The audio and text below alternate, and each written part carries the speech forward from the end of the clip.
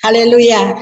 Terima kasih untuk Tuhan Yesus, terima kasih untuk para pemimpin yang kembali memberikan kesempatan, dan malam hari ini saya ingin sharing tentang sebuah tema yang menurut saya buat semua kita yang selama ini selalu ikut healing and prophesy, maka pastinya kita sudah paling kuat dalam hal ini, yaitu ada berkat di balik masalah. Amin, ya. Tapi sebelumnya mari kita berdoa. Terima kasih Tuhan Yesus untuk kesempatan yang baik ini. Terima kasih untuk semua yang Engkau buat dalam hidup kami. Kami sangat bersuka cita dan kami sangat mempercayai-Mu Tuhan. Karena Engkau selalu punya maksud dan tujuan yang baik untuk selalu mendidik kami. Sehingga pada akhirnya Engkau akan mendapati kami orang-orang yang layak, anak-anak yang berkenan kepadamu, bahkan Engkau akan bangga dengan semua pencapaian daripada kehidupan kami. Tolong kami Tuhan, baik hamba maupun semua saudara-saudari yang ikut dalam Zoom maupun melalui Facebook maupun YouTube, bahkan nanti kalau diulang kembali, kami terlalu percaya bahwa Firman-Mu tidak akan pernah jatuh dengan sia-sia, karena ada selalu sesuatu yang baru yang akan selalu memperbarui kehidupan kami. Dan nilai-nilai itulah yang kami sangat percayai Tuhan. Malam ini semua sinyal, tidak ada gangguan apapun.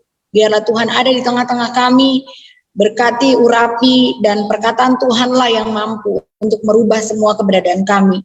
Dan itu yang kami rindukan. Terima kasih Tuhan Yesus. Di dalam nama Tuhan Yesus kami berdoa, haleluya, amin. Wow, Bapak Ibu, ada berkat di balik masalah. Ada dua kata penting di situ, yaitu ada kata berkat dan ada kata masalah. Nah, di antaranya itu ada kata di balik, ya. Bergema ya. Sebentar. Ibu Yanti bisa tolong buka ruangannya sedikit ya. Masih bergema ya? Mengganggu ya? Oke. Nah, masalah itu seumur dunia ini Bapak Ibu. Mulai dari bumi ini diciptakan, mulai dari kita lahir, itu sudah ada masalah. Kita tahu bahwa waktu Adam dan Hawa jatuh ke dalam dosa, maka pada saat itu sebenarnya kita sudah identik dengan masalah. Ditambah lagi dengan adanya free will yang akan membuat kita punya pilihan sendiri. Nah, ketika pilihan itu tidak sama, tidak sinkron dengan Tuhan, itu akan menjadi sebuah masalah, ya. Makanya katanya kalau anak yang lahir dia sehat, dia akan menangis. Ya, ceritanya dia menangis karena dia masuk di dunia yang penuh masalah, ya. Dia menangis karena dia punya rasa lapar, dia punya rasa haus, dia akan punya rasa dingin, rasa panas, dan itu pasti adalah masalah, ya Bapak Ibu. Nah, secara sederhana definisi masalah itu adalah suatu keadaan, suatu rasa, situasi, kondisi yang tidak mengenakan, yang tidak nyaman, yang tidak diharapkan, dan tidak sesuai dengan keinginan. Biasanya kita sebut itu masalah. Menurut Kamus Besar Bahasa Indonesia, ternyata masalah adalah sesuatu yang harus diselesaikan. Sesuatu yang harus dipecahkan. Itu berarti kalau ada masalah, dia harusnya ada jalan keluar. Selama belum ada pemecahannya, belum ada solusinya, maka dia akan terus menjadi masalah. Nah, apa saja yang bisa menjadi masalah atau sumber masalah dalam hidup kita? Saya mencatat ada beberapa hal yang kita bisa pelajari dari Alkitab. Adanya serangan iblis, ya. Ada di dalam Matius, kisah Matius 4 menceritakan bagaimana Tuhan Yesus dicobai oleh iblis, ya. Tuhan Yesus dibawa oleh roh ke padang gurun untuk dicobai iblis. Matius 4 ayat 1. Terusnya adalah bagaimana Tuhan Yesus dicobai dan Tuhan Yesus memenangkan. Ya, ada cerita lagi di dalam Alkitab bagaimana Ayub diizinkan dan dicobai oleh iblis, ya. Hal yang kedua yang bisa menjadi sumber masalah adalah adanya konsekuensi dari dosa, melanggar perintah Tuhan. Adam dan Hawa tadi, ya. Adam dan Hawa ketika mereka melakukan pelanggaran atas perintah Tuhan, maka ada hukuman yang menanti.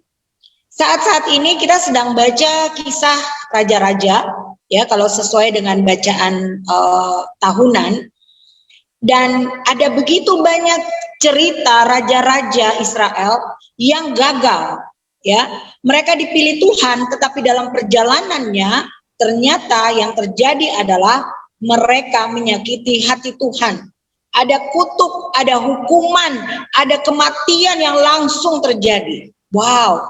Belum lagi kisah bangsa Israel ketika mereka bersungut-sungut dengan segala macam, mereka melawan perintah Tuhan dan akhirnya mereka tidak masuk tanah Kanaan. Bahkan Musa pun termasuk salah satunya. Apalagi yang bisa menjadi potensi untuk adanya masalah? Ternyata hidup di dalam dosa, atau kalau mama saya bilang berkanjang dalam dosa. Ketika kita sadar, ketika Roh Kudus mengingatkan, harusnya kita pergi, harusnya kita berhenti, harusnya terjadi yang namanya change, perubahan 180, ya. Kita tidak bertahan di dalam kesalahan yang sedang kita buat. Makanya akan ada masalah, ya. Di dalam 1 Raja-Raja 15 ayat 3, Abiam hidup dalam segala dosa yang telah dilakukan ayah sebelumnya. Jadi terus, sekalipun udah salah, terus aja. Nah, kita perlu hati-hati Bapak Ibu. Jangan latah, ya. Jangan, contoh, kita dari turun-temurun, kita selalu melakukan sesuatu yang misalnya tidak alkitabiah. Sudah ada omongan, sudah ada penerangan, sudah ada kejelasan, tapi karena tradisi, karena budaya, karena ya udahlah, udah kayak begini, udah tanggung, udah terlanjur. Nah, ini bahaya, ya. Jadi kita perlu untuk segera, karena ini akan menjadi sumber dari masalah. Dan hal yang berikut yang saya catat adalah kadang-kadang hidup saleh itu juga diizinkan Tuhan untuk mendapat masalah. Dengan kata lain, ketika kita ada dalam kebenaran, Tuhan pun bisa mengizinkan. Ingat, Tuhan tidak pernah mencobai kita, tetapi Tuhan mengizinkan itu terjadi. Jangan pernah salah, jangan pernah berpikir negatif, apalagi kecewa dan mengkomplain Tuhan, ya. Kita tahu Ayub dibanggakan, ada sifat saleh, jujur, takut akan Allah dan menjauhi kejahatan. Tuhan begitu percaya bahwa masalah yang akan dia dapat tidak akan membuat dia kehilangan mahkota atau meninggalkan Tuhan. Sebentar Bapak Ibu, baterai saya agak lemah. Ibu Yanti, baterainya lemah. Jadi hal-hal yang bisa Daniel, Sadrak, Mesak, Abednego, apa yang terjadi dengan mereka? Mereka pun orang-orang yang saleh. Mereka pun orang-orang yang berani membayar harga, ya. Tetapi apa yang terjadi? Yang terjadi adalah mereka pun diizinkan mengalami masalah dan kesulitan-kesulitan dalam hidup. Kalau saat ini saudara dan saya kita punya masalah atau hadapi masalah, kita harus mulai evaluasi. Yang mana yang kira-kira menjadi cikal bakal atau sumber dari masalah yang akhirnya kita alami. Terus apa yang kita harus lakukan? Yang pertama, kita bisa pelajari dari semua tokoh-tokoh yang pernah mengalami masalah dalam kehidupan. Kita tahu dalam Alkitab bukan orang sembarangan, orang-orang dengan tingkatan iman yang tinggi, ya saudara. Saya kasih gambaran-gambaran masalah-masalah yang muncul itu seperti, saudara masih ingat kan, murid-murid jalan dengan Tuhan Yesus. Yang terjadi apa? Waktu mereka di perahu, Tuhan Yesus tidur, ada badai. Apa artinya? Artinya dengan Tuhan pun bukan berarti bebas masalah, ya. Apalagi waktu Tuhan Yesus harus mengalami sampai dengan dia titik yang bagaimana dia harus mengalami masalah dalam kehidupan untuk bayar harga, untuk menebus dosa saudara dan saya. Bagaimana Raja Daud menghadapi Amalek, ya? Bagaimana Raja Daud yang menghadapi Amalek. Dan Paulus yang menghadapi berbagai penganiayaan. Bapak Ibu, seluruh Alkitab tidak pernah bercerita bahwa pengiringan akan Tuhan itu sesuatu yang mudah dan biasa. Makanya ada lagu, Tuhan tidak pernah janji selalu panas, selalu dingin, selalu hujan. Tapi yang Tuhan janji adalah memberi kelegaan, memberi jalan keluar, memberi bantuan untuk saudara dan saya. Amin ya. Amin. Nah, yang kita bisa pelajari kalau kita mengalami masalah-masalah itu apa, saudara? Kita perlu belajar. Salah satu yang selalu ada dalam pikiran saya adalah bagaimana Tuhan Yesus mengajak murid-muridnya dan mereka pergi ke Getsemani untuk berdoa. Tuhan Yesus membawa semua masalah, persoalan, beban yang rasanya tidak bisa untuk diselesaikan itu dengan cara dia datang kepada Bapa. Amin. Amin Bapak Ibu ya.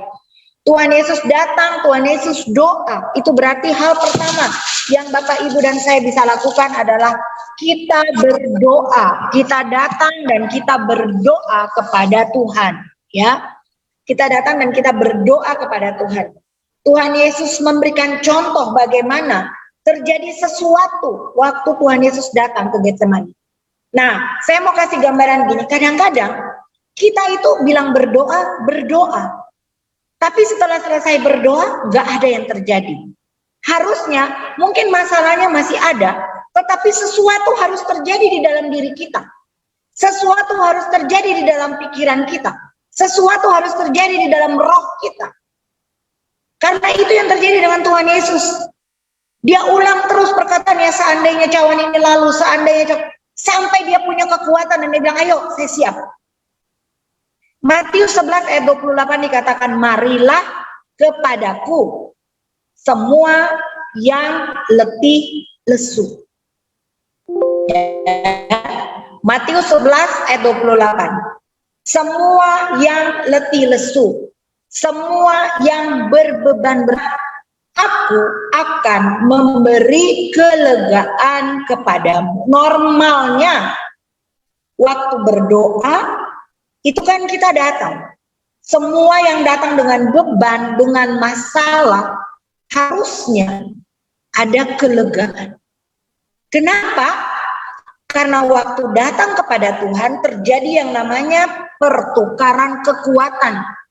Kelemahan kita diambil, kita seperti baterai yang di-charge, kekuatan itu datang, sehingga akhirnya waktu kita selesai doa, itu yang saya tadi bilang, harusnya something happen, sesuatu yang terjadi itu sudah terjadi. Sekalipun masalahnya masih ada, tapi cara melihat masalahnya sudah berbeda. Cara berpikir tentang masalahnya sudah berbeda. Karena beban yang tadi kita bawa, kita taruh waktu kita serahkan kepada Tuhan. Seharusnya kayak begitu. Amin ya. Nah, hal yang berikut setelah kita berdoa adalah kita harus pegang firman-Nya. Setelah kita berdoa, kita taruh beban, kita taruh masalah kita yang letih lesu, kita letakkan semua, otomatis sudah nggak ada. Harusnya, ya, kita baca firman, kita pegang firman, itu janjinya ya dan amin. Mazmur 132 ayat 17 dikatakan, firman-Mu itu pelita bagi kakiku. Tuhan Yesus menghadapi cobaan iblis, dia pakai firman. Bagaimana kita akan bisa kuat tanpa firman? Karena itu adalah seperti amunisi kita untuk melawan, untuk menguatkan, untuk mendeklarasikan, dan akhirnya mendapat kekuatan baru. Amin. Ibrani 13 ayat 5, Tuhan bilang, aku sekali-kali tidak akan membiarkan engkau. Aku sekali-kali tidak akan meninggalkan engkau, tidak akan membiarkan engkau. Ini janjinya. Dia dapat dipercaya, ya dan amin. Ya, saya mulai mikir, mengapa orang itu bisa menyerah? Ternyata dasarnya karena nggak punya harapan. Kalau Bapak Ibu sempat baca, saya punya status beberapa hari lalu, itu saya lagi renungkan firman ini. Iya ya, kalau kita nggak punya harapan, kayaknya sama dengan kita nggak punya nyawa. Kalau kita tuh nggak punya harapan besok nih akan ada hidup atau enggak, kan rasanya kayak kita tuh sudah gimana? Aduh, saya nih bagaimana ya, saya akan dapat sesuatu yang tidak punya dasar gitu, ya. Jadi orang bisa menyerah karena dia nggak merasa punya harapan. Nah, dari mana itu sebenarnya datang harapan? Ya dari firman Tuhan. Kenapa orang juga bisa menyerah? Karena mereka nggak punya iman. Kenapa mereka nggak punya iman? Dari mana datangnya iman? Dari pendengaran akan firman Tuhan. Berarti kuncinya adalah firman Tuhan. Kalau doa about kita bicara dengan Tuhan, ada unsur percaya kepada Tuhan, maka waktu mendengar firman, seperti kita sedang dengar Tuhan bicara kepada kita. Maka itu seperti sebuah kekuatan bagi kita. Harusnya kan kayak gitu ya Bapak Ibu. Amin ya. Karena itulah kekuatan kita. Bagaimana kita percaya besok saya akan baik-baik saja. Karena saya tahu saya punya Tuhan yang menjanjikan hari esok. Hari esok yang penuh harapan. Amin ya. Hal yang berikut yang kita bisa lakukan adalah kita bergerak dan kita lakukan yang namanya bagian kita. Dengan sukacita. Bagaimana bisa? Saya datang pertama, frame pertama, Tuhan aku punya masalah, aku begini. Aku percaya Engkau sanggup untuk menolong. Loh, saya lepas, saya pindah ke frame kedua. Itu sudah nggak ada dong harusnya. Aku percaya firman-Mu, ya, Dia tidak akan meninggalkan Engkau, Dia pasti menolong aku, kekuatanku ada. Masuk tuh. Wah. Aku percaya. Pindah ketiga. Setelah percaya, ringan, rasanya apa yang harusnya terjadi? Sukacita. Apa yang menjadi bagian kita? Kadang-kadang yang terjadi itu gini guys, Bapak Ibu. Kita kalau ada masalah, kita pengen semua orang tahu. Kita pengen dunia ini tahu, I have a problem, I'm in trouble. Kalau bisa semua orang, kasihan memang kasihan. Memang, aduh, saya nggak bisa bayangin kalau saya di masalah di, pasti saya gini. Itu biasanya kita kayak begitu. Iya nggak sih? Atau itu saya aja? Ya, normalnya itu begitu. Kalau bisa, semua dunia tahu bahwa saya lagi punya masalah. Dan sepertinya saya mau excuse untuk banyak hal. Aduh maaf ya saya nggak bisa doa, saya ini lagi gini, saya lagi gitu. Aduh maaf ya, saya tuh tadi rencana memang mau kunjungi ibu dan bapak tapi begini. Aduh maaf ya saya tadi nggak baca Alkitab karena saya begini, begitu. Artinya kita memakai persoalan yang sedang terjadi itu sebagai bagian dari kita melakukan hal-hal untuk apa? Untuk menunjukkan ketidakmampuan Tuhan tanpa kita sadari. Tetapi ketika frame pertama, kita udah doa. Frame kedua, kita udah baca firman. Frame ketiga, harusnya kita sukacita. Kita bergerak, kita lakukan bagian kita. Tuhan akan lakukan bagian Tuhan. Amin. Nehemia 8 ayat 11, ternyata sukacita itu menjadi kekuatan. Ada perlindungan. Karena ada perlindungan Tuhan, kita bersukacita. Nehemia 8 ayat 11. Ya.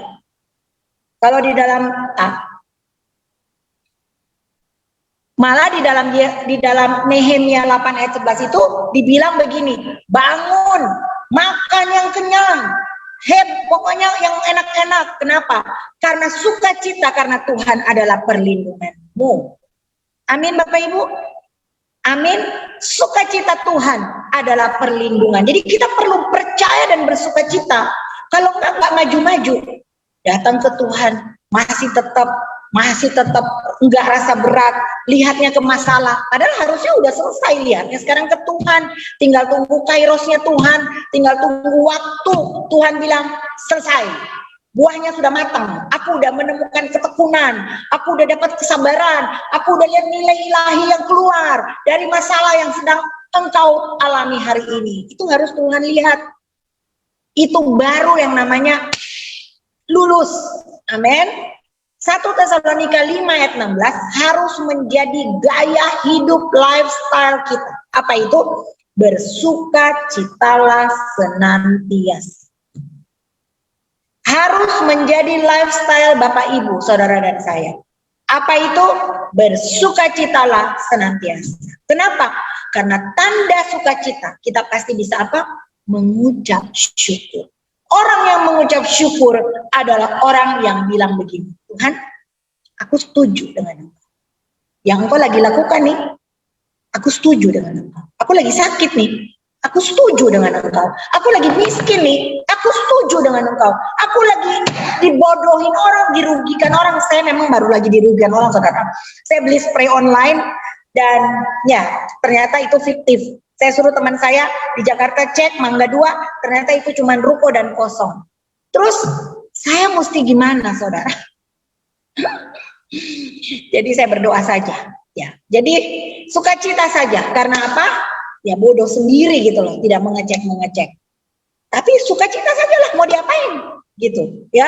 Malah nggak mau lah nanti sakit karena pikiran, uang nggak kembali, malah jadi ini. Serahkan kepada Tuhan kalau kita percaya bahwa Tuhan kita Tuhan yang maha mengetahui, Tuhan yang maha melihat. Itu yang harus menjadi lifestyle kita, mempercayai Dia. Ingat selalu bahwa kita itu sangat disayang Tuhan. Yesaya 49 ayat 16. Lihat. Ini bagus banget. Aku telah melukiskan engkau.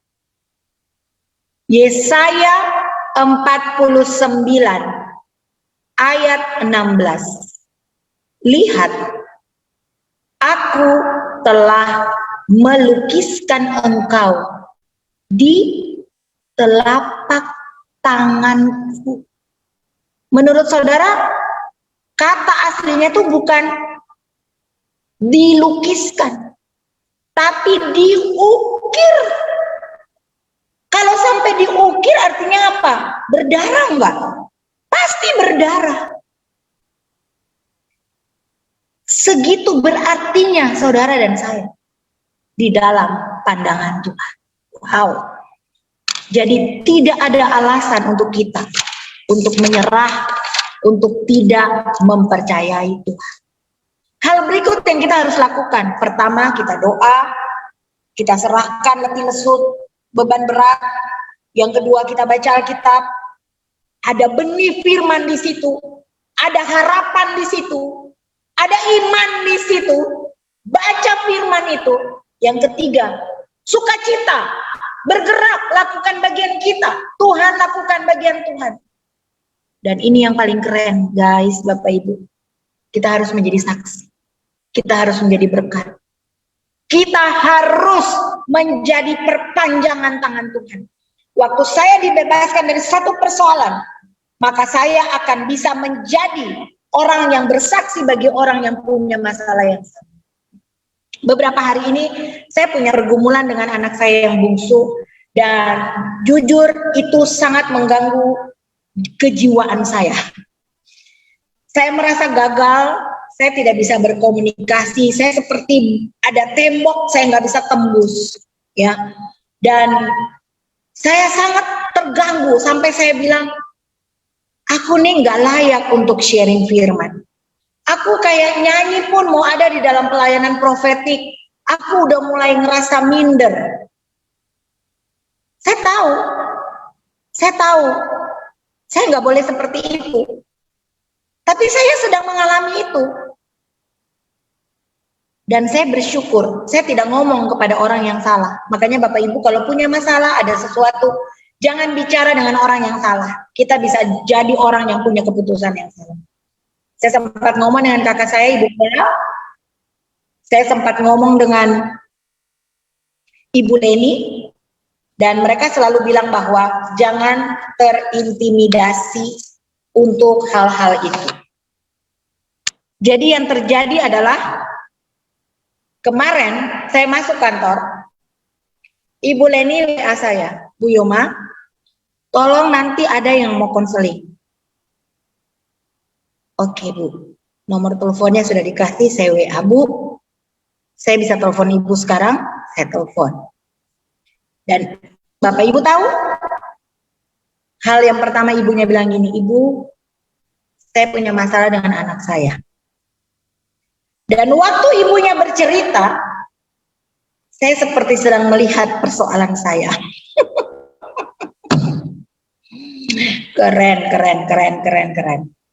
Dan saya bisa bicara kepada ibunya. Mungkin kalau ibunya ngeh, ibu ini kok sangat menjiwai. Karena memang itu masalah yang sedang ada di saya. Dan akhirnya kita bisa menjadi partner dan kita bisa menjadi orang yang berdoa bersama. Artinya apa Bapak Ibu? Ketika ada sebuah persoalan yang Tuhan sepertinya mengizinkan itu terjadi, ingat dan percaya. Ada bagian Tuhan juga di dalamnya. Bukan cuma bagian saudara dan saya. Bagian Tuhan apa? Tuhan mau lihat bagaimana kamu bisa menjadi pemenang. Karena kamu gak pernah sendiri dalam menghadapinya. Bagaimana kamu bisa merubah semua kekecewaan, semua ketidakenakan, semua keputusasaan untuk menjadi yang namanya rencana Tuhan. Wow, untuk dirubah menjadi berkat. Karena sesungguhnya itu harusnya menjadi gaya hidup semua kita, orang percaya. Amin Bapak Ibu. Masalah dan penderitaan diizinkan untuk membuat sesuatu, yaitu nilai ilahi yang akan keluar. Karena tujuan akhir dari hidup kita ini adalah apa? Keserupaan dengan Tuhan. Wahyu 12 ayat 11 dikatakan, dan mereka mengalahkan dia. Mengalahkan dia ini siapa? Setan. Oleh darah anak domba. Oleh perkataan kesaksian. Ada lagunya. Oleh darah anak domba. Oleh kesaksian kita. Jadi Bapak Ibu kalau punya masalah, mulai mikir gini. Nanti setelah ini, saya akan jadi konselor untuk masalah ini. Karena saya bisa mengatasinya. Nanti setelah ini, saya akan menjadi orang yang bisa memberkati orang lain dengan kisah hidup saya. Nanti setelah ini, masalah ini selesai, saya akan bisa bicara tentang Tuhan saya yang saya percayai, seberapa saya mengenal dan saya bisa membuktikan itu yang harus kita alami ketika kita dalam masalah. Masalah dan penderitaan memiliki cara untuk mengingatkan kita bahwa kehidupan di dunia ini bukanlah yang kekal. Jadi kalau sampai ngomong begini, rasanya gimana ya? Saya kemarin ngomong sama kakak saya, betul-betul kalau kita sedang apalagi membiarkan itu berkembang pikiran, intimidasi itu. Saya sampai lihat, saya bilang gini, Tuhan, rasanya capek banget Tuhan. Pikiranku banyak sekali, rasanya aku tuh sendiri, capek Tuhan. Lalu tiba-tiba muncul gini, maksudnya kamu bilang capek? Kamu mau mati? Ih, jangan Tuhan, belum selesai belum selesai pekerjaanku ya. Jadi jangan biarkan berlama-lama intimidasi terjadi di pikiran. Hardik dia, bersegera baca Alkitab, deklarasikan firman dan janji Tuhan. Itu bisa menolong kita. Amin ya. 2 Korintus 4 ayat 16 sampai 18. Tolong ditampilkan. Bahwa kita perlu memperhatikan ini. 2 Korintus 4 ayat 16 sampai 18. Sebab itu kami tidak tawar hati, tetapi meskipun manusia lahiriah kami semakin merosot, namun manusia batinnya kami diperbaharui dari sehari ke sehari. Next. Sebab itu, lanjut ayat 17-nya. Sebab penderitaan ringan, bayangkan, apapun masalah yang Bapak Ibu sekarang sedang hadapi dan saya hadapi, itu dikatakan apa? Penderitaan ringan. Apapun penderitaan ringan, kanker stadium 5, 4, 6, 3, 7, 2, 1, penderitaan ringan. Gagal nikah, penderitaan ringan. Apapun nama masalah kita, ternyata dibilang penderitaan ringan. Karena apa? Matanya itu ke akhir nanti. Ada kemuliaan kekal yang melebihi segala-galanya, jauh lebih besar daripada apa? Penderitaan ringan. Kenapa nabi-nabi bertahan? Walaupun rasul-rasul itu akhirnya dibunuh dengan cara-cara yang luar biasa sadis. Karena ada mahkota. Matanya melihat akan sesuatu kemuliaan yang akan datang. Sekarang ada masalah apapun, jangan lihat sekarang. Lihat yang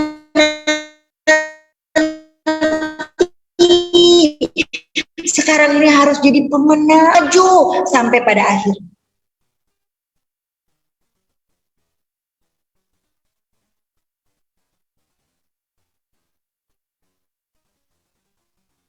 Tadi saya bilang ada berkat kan terjadi.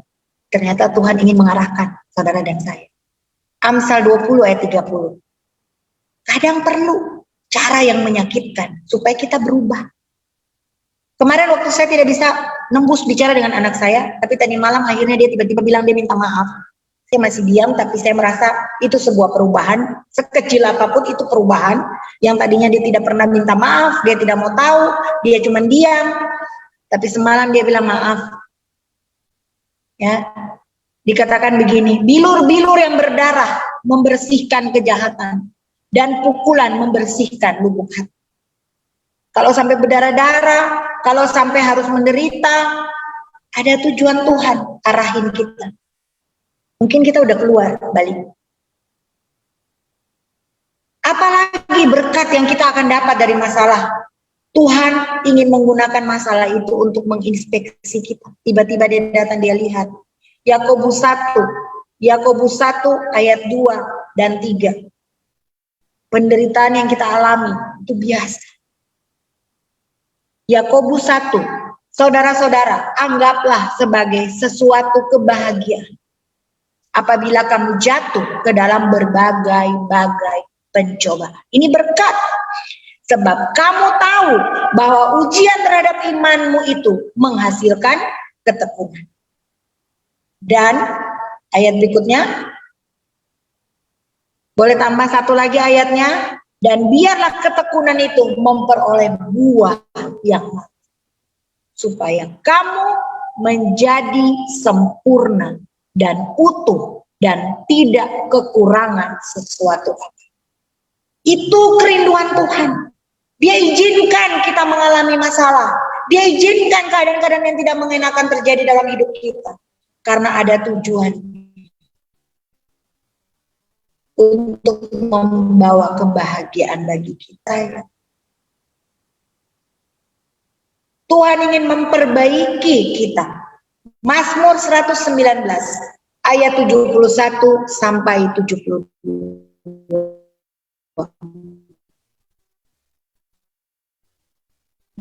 Mazmur 119. Itu baik bagiku. Hari ini ada yang tertindas, hari ini ada yang menderita, supaya aku belajar ketetapan-ketetapanmu.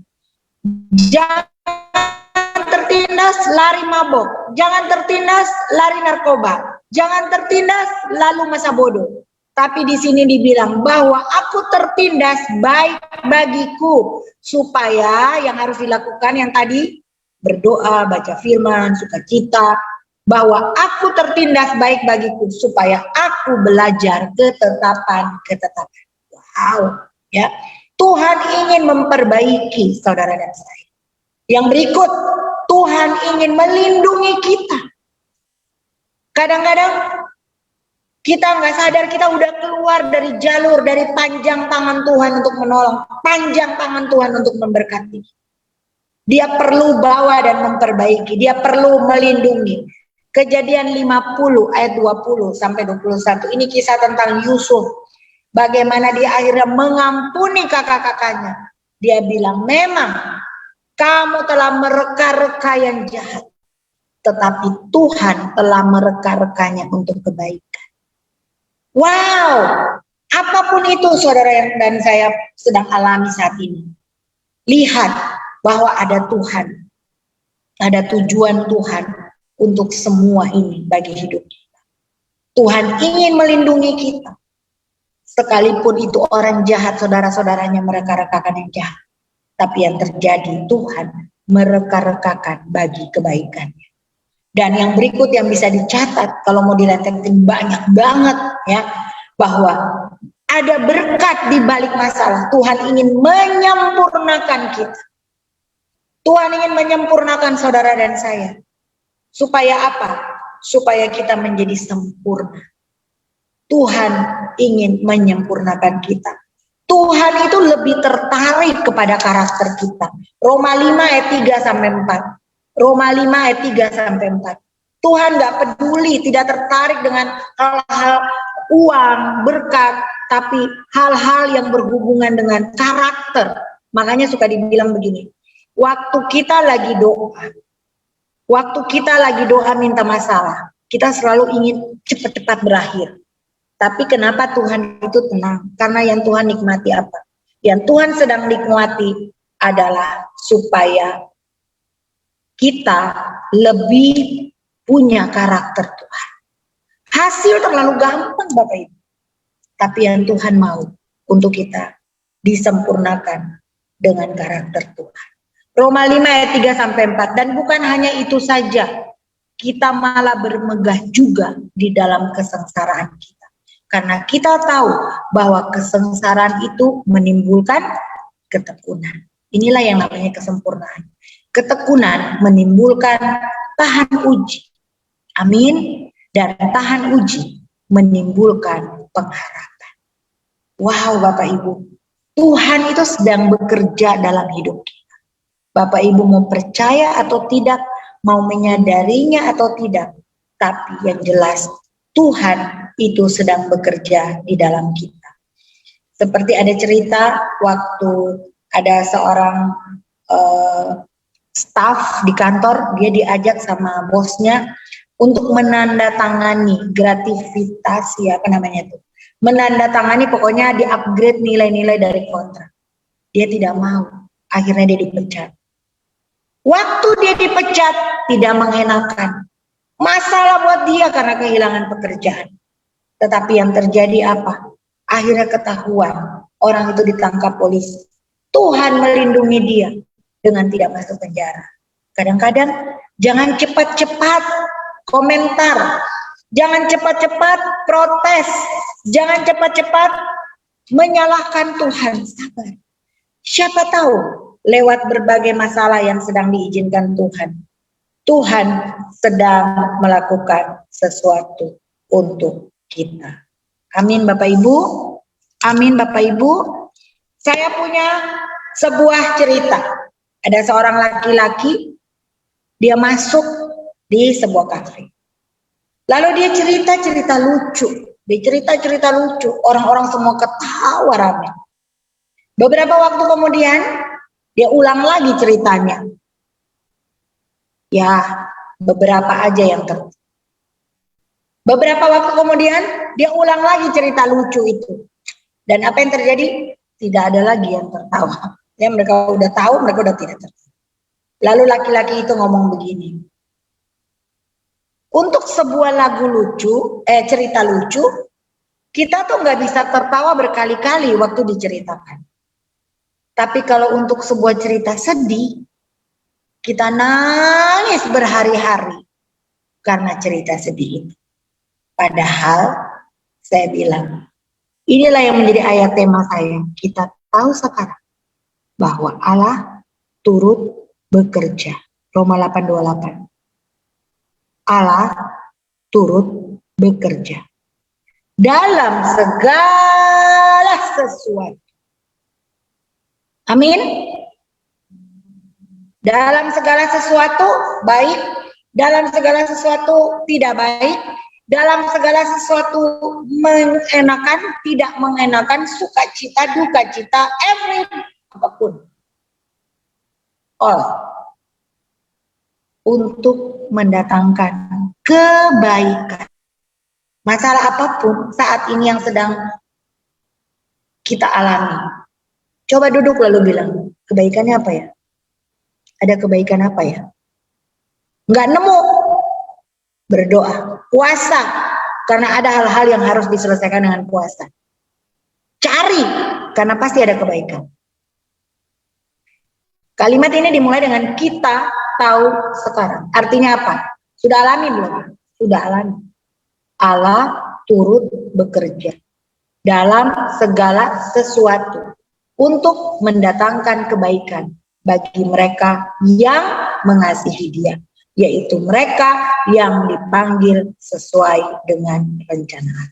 Bapak Ibu, kita perlu berpikir bahwa Tuhan ini bukan Tuhan abal-abal. Tuhan yang kita sembah ini Tuhan yang luar biasa. Manusia ini luar biasa karena Tuhannya luar biasa. Kalau manusianya sih biasa, tapi menjadi luar biasa karena Tuhannya yang luar biasa. Itulah sebabnya proses yang diizinkan adalah proses yang untuk menuju kepada luar biasa itu, untuk menuju kepada kesempurnaan itu. Karena kita tidak akan menjadi anak, kita nggak akan sekedar menjadi sahabat, level kita setara. Kita akan menjadi ahli waris, bahkan mempelainya Tuhan. Artinya kita nggak mungkin dikasih didikan yang biasa, dikasih masalah yang ringan. Karena kita harus melalui masalah ini, ada otot-otot rohani kita yang bangkit.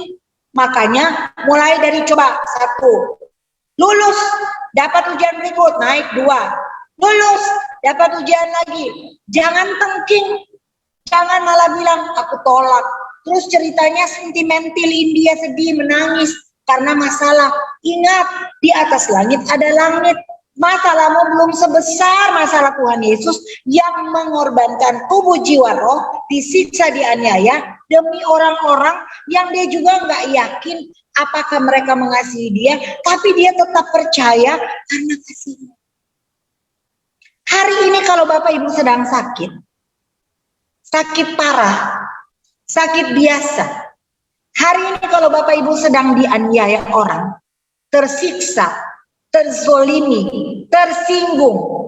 Hari ini kalau Bapak Ibu sedang rugi, bangkrut, apapun nama persoalannya, Tuhan kita itu Tuhan yang melihat, Tuhan yang mengetahui, Tuhan yang mau campur, Tuhan yang mau menemani menjalaninya, dan Tuhan yang mau mengambil semuanya, sehingga kita mampu untuk melakukannya, karena Tuhan yang melakukan. Tuhan yang kita sembah itulah Tuhan yang seperti itu. Dan saya tutup dengan cerita ini Bapak Ibu. Bagaimana seorang Tuhan yang dia juga manusia 100%, dia bisa sabar mengalami semua penderitaan. Sebelum Yesus, ingat Stefanus dilempari sampai batu, dengan batu sampai mati. Kenapa bisa bertahan? Kenapa nggak lari? Karena dia dikasih penglihatan. Dia dilihati, ada Yesus di sana, ada Mama. Ternyata kalau kita mau bertahan dalam penderitaan, pikiran kita harus fokus kepada Tuhan. Ketika kita mau bertahan dalam penderitaan, hati kita semuanya harus fokus kepada Tuhan. Saya kembali ke kisah Yesus. Kenapa Tuhan Yesus bisa berjalan dengan mengalami penderitaan yang sebegitu rupa? Karena apa? Jawabannya cuma satu. Karena ternyata ada sebuah zat yang terus keluar dari dirinya yang namanya endorfin. Dan zat itu diakibatkan adanya kasih dari hati Yesus kepada saudara dan saya supaya kita selamat. Nah ternyata daya tahannya itu di situ, kekuatannya dia tuh di situ. Jadi kalau saat ini Bapak Ibu dan saya punya masalah, please munculkan kasih. Kasih kepada siapa? Kasih kepada Tuhan. Lihat bahwa ada mahkota yang menunggu. Lihat bahwa ada kemuliaan yang menanti. Lihat bahwa kita nggak pernah berjalan sendiri. Saat itu akan muncul. Ketahanan itu akan muncul. Dan itulah yang membuat Tuhan Yesus akhirnya bisa menyelesaikannya dengan excellent. Mau menang atas kehidupan ini, persoalan-persoalannya, munculkan kasih yang besar kepada Tuhan. Sehingga zat endorfin itu lahir. Dan itulah yang membuat kita kuat untuk menghadap berbagai tantangan. Jangan terdistraction untuk apapun. Jangan, karena pegangan kita akan harta bisa lenyap. Pegangan kita akan manusia bisa lenyap. Sekarang lagi seru kan Bapak Ibu? Urusan polisi kan? Nah, siapa yang mau dipegang? Keadilan Tuhan nyata ya. Jadi sekarang yang kita harus pegang siapa? Pegang Tuhan dalam menghadapi berbagai masalah. Semua yang ada di dunia ini tidak ada yang abadi. Satu yang abadi, iman dan percaya kita kepada Tuhan Yesus. Sehingga kita akan menjadi orang-orang yang sanggup menghadapi berbagai tantangan kehidupan ini. Percaya bahwa ada berkat dari setiap masalah? Amin. Sudah bisa menemukan adanya berkat dari semua masalah? Berarti kalau masalah datang, kita harus ngomong apa?